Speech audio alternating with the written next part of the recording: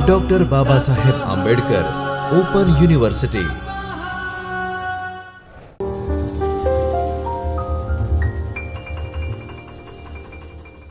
नमस्कार मित्रों, एक बार पुनः हम हिंदी विषय मुख्य या गौण विषय के रूप में लेकर पढ़ने वाले बीए प्रथम वर्ष के छात्रों के लिए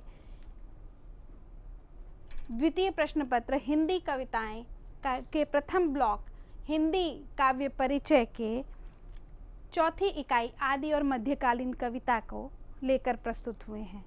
हम अपने पिछले पाठ में पृथ्वीराज रासो को पढ़ रहे थे, आज हम उसी को आगे बढ़ाएंगे।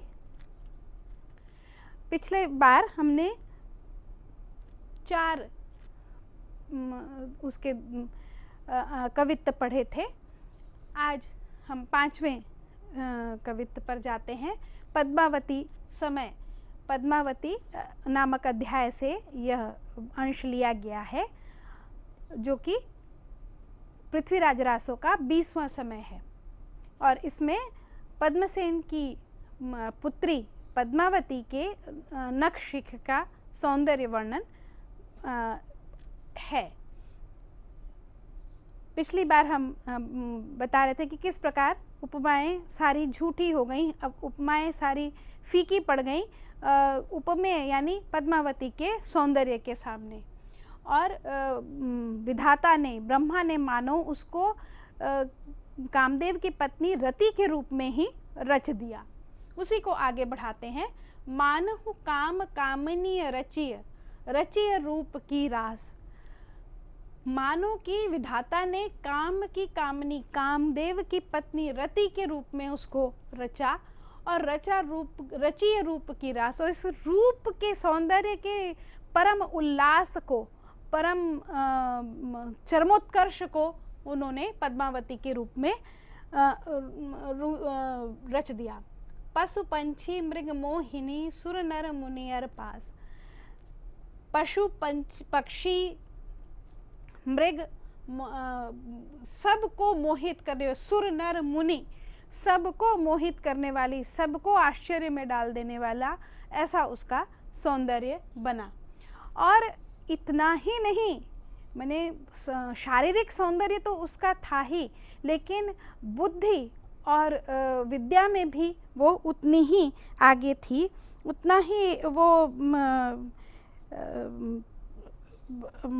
बलवती थी, उतनी ही उसका, जितना उसका शारीरिक सौंदर्य था उतना ही उसका मानसिक विकास भी था, उसका उसमें भी वह उतनी ही निपुण थी।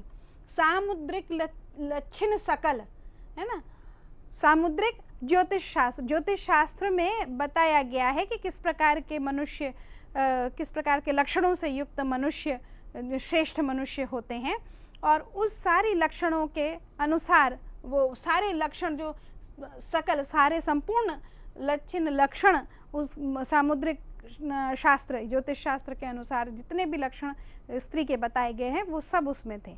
पिछले पाठ में ही हमने बताया कि उसको पद्मिनी कहा। नारी 4 प्रकार की बताई गई, 5 प्रकार की वर्णित होती हैं नारियां, उसमें पद्मिनी, चित्रिणी, हस्तिनी, शंखिनी और पुंशली, ये 5 प्रकार की नारियों का वर्णन सामुद्रिक शास्त्र में मिलता है, जिसमें से सर्वश्रेष्ठ, सर्वगुण संपन्न, सर्व लक्षण युक्त जो नारी कही गई है वो पद्मिनी कही गई है, और पद्मावती वही पद्मिनी प्रकार की स्त्री थी।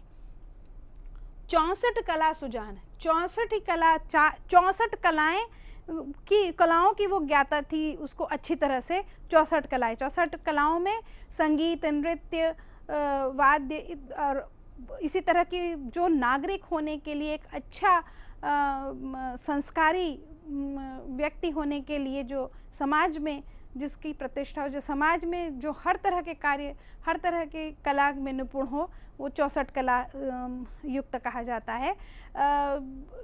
श्री कृष्ण के साथ होता है कि वो 64 कला संपन्न थे, 64 कला युक्त थे। राम के साथ भी ये बात उतनी नहीं कही जाती है जितना कि कृष्ण के लिए कहा जाता है।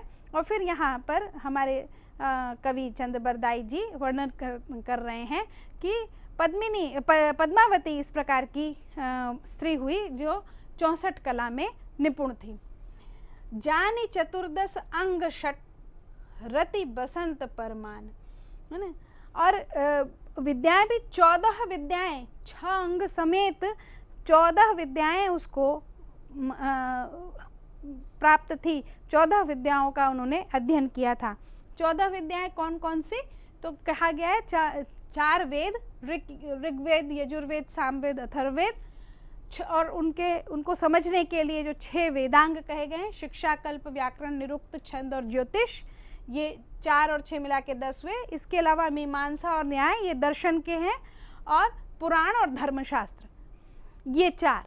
तो ये 10 और ये 4, 14, ये 14 विद्याएं कही गई हैं शास्त्रों में। तो ये 14 विद्याएं उसको हस्तगत थी, उसको प्राप्त थी, उसने ये सब सीखा था। और विद्या में, बुद्धि में, किसी में भी वो कम नहीं थी। और रति और बसंत, रति अपने आप में सौंदर्य की प्रतिमान है, परम सौंदर्य युक्त है। और बसंत ऋतुओं में बसंत की छटा, बसंत कामदेव का सखा भी कहा गया है। और माने उस परम उल्लास जो है वो प्रकृति का सबसे उच्चतम रूप बसंत ऋतु में दिखाई पड़ता है। तो दोनों को अगर मिले, रति के सौंदर्य और बसंत के सौंदर्य दोनों को मिला दिया जाएगा, तब पद्मावती के सौंदर्य का कहीं वर्णन संभव हो सकेगा। स्पष्ट है इसमें अतिशयोक्ति अलंकार दिखाई पड़ रहा है। आगे चले। अब फिर आगे कथा थोड़ी सी चलती है, एक घटना का वर्णन हो रहा है। क्या हुआ? सखियन संग खेलत फिरत महलनी बग्ग निवास, कीर इक दिखय नयन तब मन भयो हुलास। ये ऐसी सुंदरी नारी पद्मावती अपने महल, बाग, बग्ग बाग, बगीचा, और निवास, अपने जो घर का बगीचा और घर का महल, घर था, कक्ष थे, उसमें सखियों के संग खेलती रहती थी। राजकुमारी थी, सखियां, बहुत सारी सखियां थी, उनके साथ खेलती थी। इसी में एक बार जब वो बगीचे में खेल रही थी, कीर माने तोता, शुक, वो एक उसको दिखाई पड़ा, है ना। और उसको देख करके वो एकदम प्रसन्न हो गई, बहुत उसको अच्छा लगा। नयन तब मन भयो हुलास, तब उसका मन, नयन एकदम आँख फैल गई, और मन में बहुत उत्साह, मन में बहुत प्रसन्नता उसको वो तोते को देख करके उसको लगा। कीर कुंवरी तन निरखी दिखी, नख सिख लो यह रूप, करता करी बनाए कह यह पद्मिनी स्वरूप। और तोता भी देखो, ज्ञानी तोता, वो जो तोता था वो भी कुंवरी राजकुमारी को देख करके तन निरखी दिखी, उसको देख करके एकदम आश्चर्यचकित हो गया कि इस प्रकार का नखशिख का स्वरूप, इसका ये रूप है, इतना सौंदर्य, नख माने पूरे शरीर में कहीं कोई आड़ी टेढ़ी चीज़ नहीं, पूरा शरीर ही सौंदर्य का प्रतिमान, ऐसी एक नारी है। करता करी बनाए के, लगता है विधि ने, करने वाले ने, रचनाकार ने इसको बिल्कुल फुर्सत में अच्छी तरह से बना करके, और ये पद्मिनी नारी का जो वर्णन मिलता है उसी का साकार स्वरूप प्रस्तुत कर दिया है, ऐसा ये तोता सोच रहा है। हर्षत आनंद मन मह हुलस लय, जू महल भीतर गई, पंजर अनूप नग मणि जटित, सो तहि मह रखत भय। बीच का इसका अंश थोड़ा सा नहीं है, किसी तरह से ये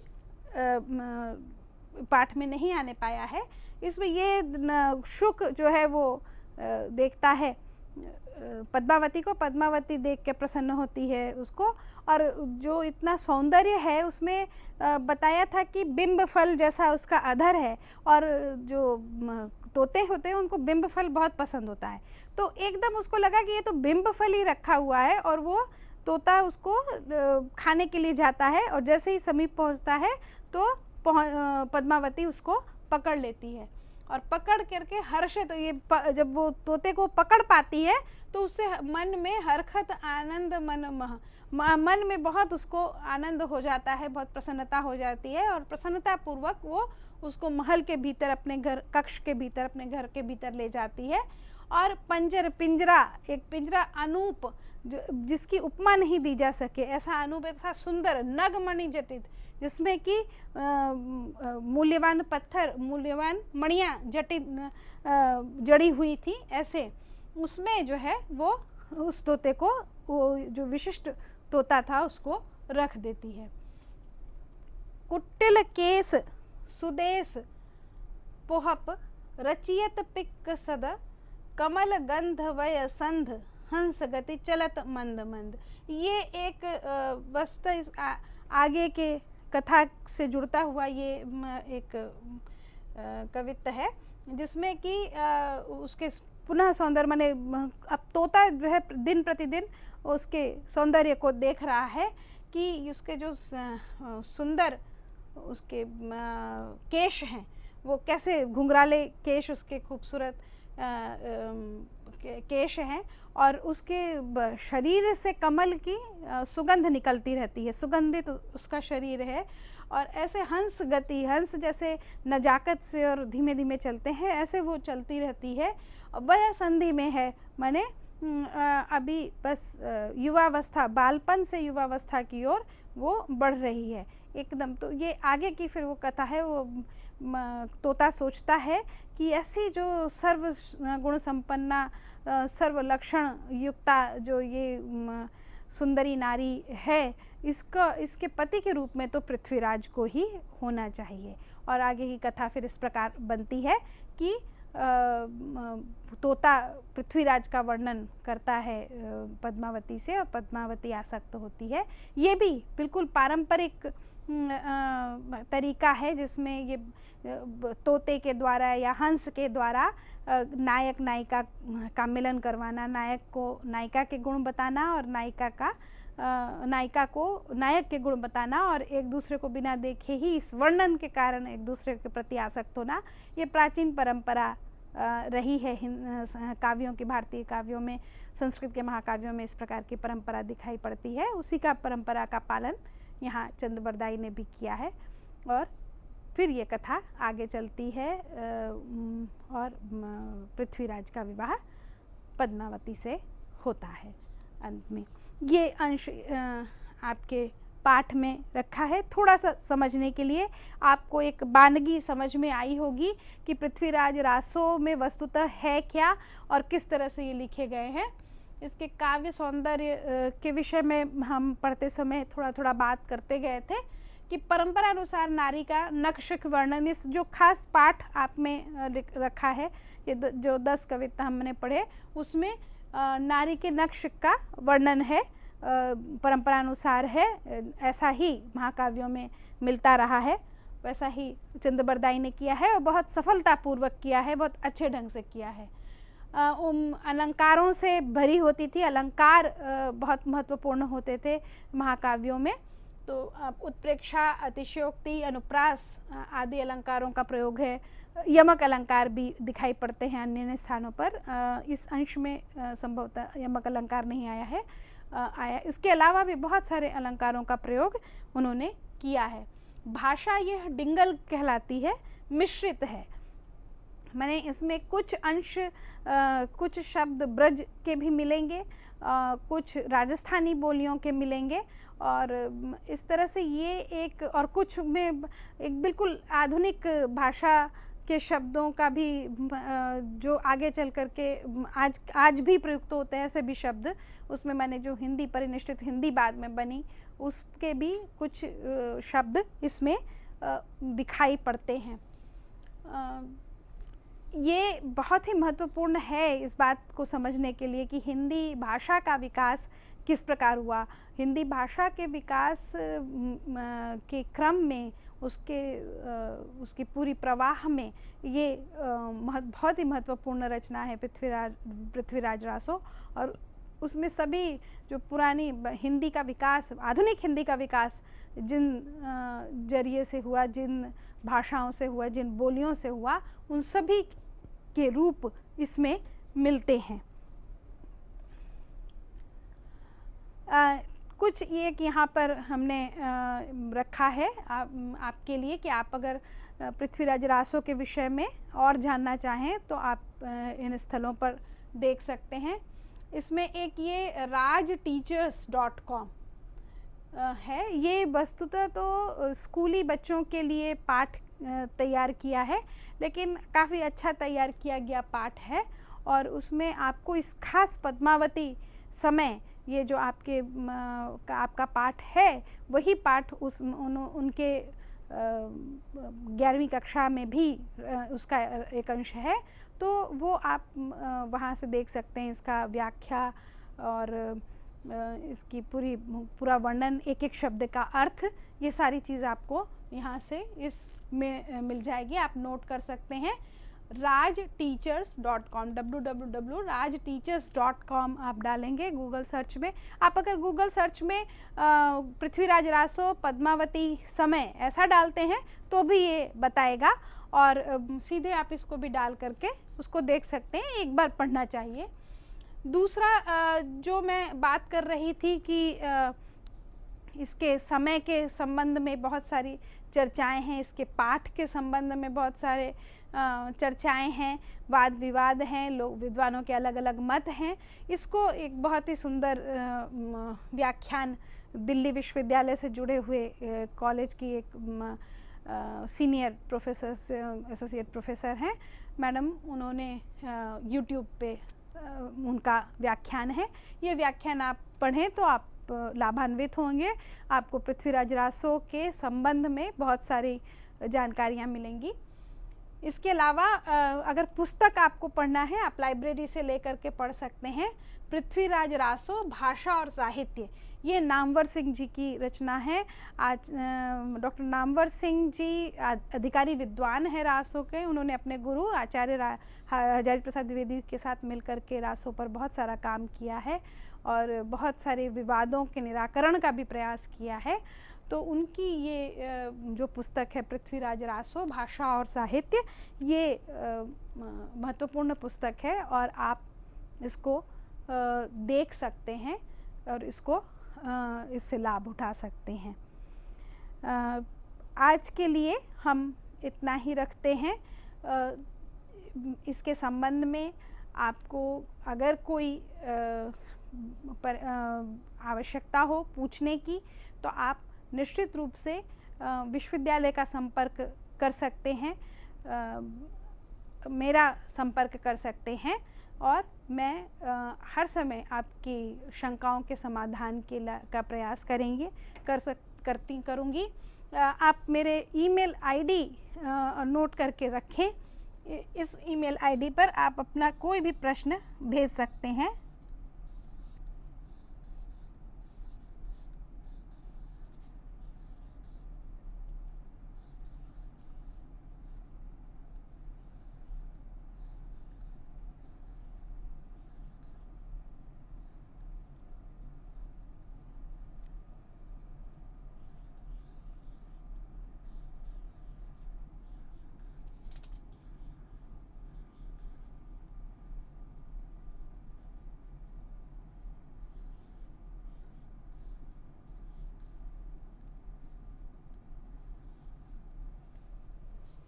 ये मेरी ईमेल आईडी है archana.mishra@baou.edu.in।